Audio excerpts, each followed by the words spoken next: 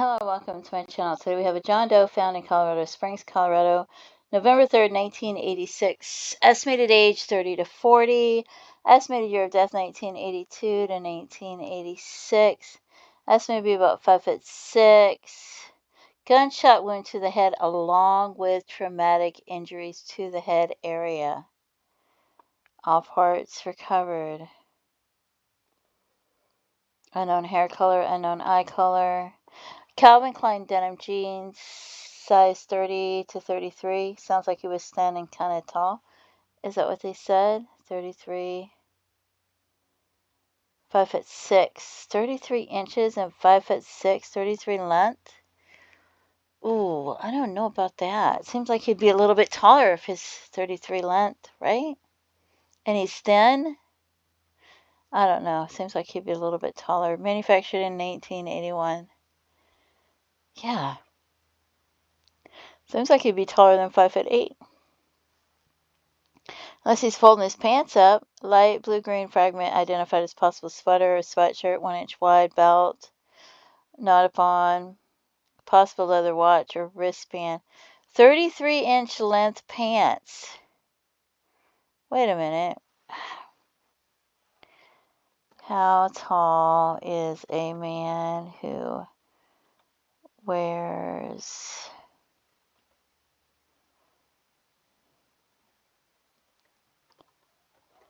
33-inch length pants? 5'11" to 6'1". See? Okay, so here we have this John Doe. But this says he's about 5, so maybe he's wearing, maybe he was folding them up and wearing them. I used to fold them up, so I don't know. You know, we used to fold them up at the bottom. Maybe that's what he did. 5'6", it says. And I wanted to look, I remember this guy, Michael Meter, and he is about 6 foot tall. So Boulder, Colorado went missing in 1985. And the reason that I remembered him is because a blood spatter expert determined that the person wearing the clothes could not have inflicted the injuries that resulted in the blood stains. The expert believed the wearer had sustained a severe blow to the head while sitting in an upright position. That's his clothing that they found. And somebody else's vehicle, right? So, and whoops, different person. So, did this John Doe have his shirts and things with him? Jeans, possible part of his sweater. I don't know. I guess he did have his clothes, so I don't know how many of these clothes were found. But it reminded me of him because he went missing in 1985 in Boulder, Colorado. And he was fighting with roommates over money, and then allegedly they think that the roommate inflicted injuries to his head while he was sitting up, traumatic injuries to his head, and then he disappeared, and that was in 1985. Right? So now we're going to look at some other missing persons. We have Fernando Trevizo. He went missing from Colorado Springs in 1985. 26 years old, 5'4" to 5'8", which is like, that's 5'6", right? And they must have went by the skeleton and measured the bones to get the 5'6", right? Just says he was last seen November 1st, 1985. Brown hair, brown eyes. No one knows what happened to him. And the next person in Colorado Springs was Brian Del Ambrose, went missing in 1982. He's about 5'7" or 5'8".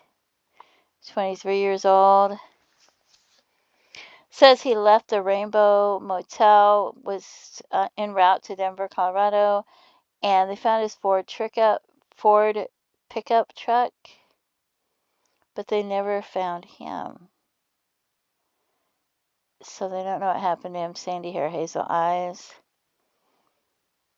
And Next person in Colorado Springs was 1980, so that's before those jeans were manufactured, but I decided to leave him in.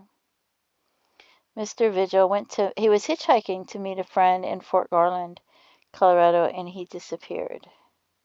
Talks about what he was carrying and things like that, and what he was wearing. We have two more people that aren't in Denver, Colorado. Aren't in Colorado Springs, where they found the John Doe. This man, he's younger than their estimated age. He's only 18 years old. When he went missing in 1884, Aaron Moses Standing Bear, he went missing from Denver. And I don't know how he was traveling. He was thought to be traveling from Denver to California, but I don't know if he was hitchhiking or what. Black hair, brown eyes. And then I have Raymond Stubblefield. Sounds like he drowned, though, but he was about 5'7". He went missing in 1883 from Meeker, Colorado. He was with a friend, and they found his friend. His friend was pretty drunk, and they thought that they never found Raymond Stubblefield, and they thought maybe he drowned in the river. So that's probably not going to be him, but I decided I'll include him. So those are my missing persons for the day. So if you have any information about who this John Doe could be, please contact authorities and let them know. If you have any information about any of these missing person cases, please contact authorities with that information as well. Don't forget to pray for their families and their loved ones. Feel free to leave comments and have a blessed day. Bye-bye.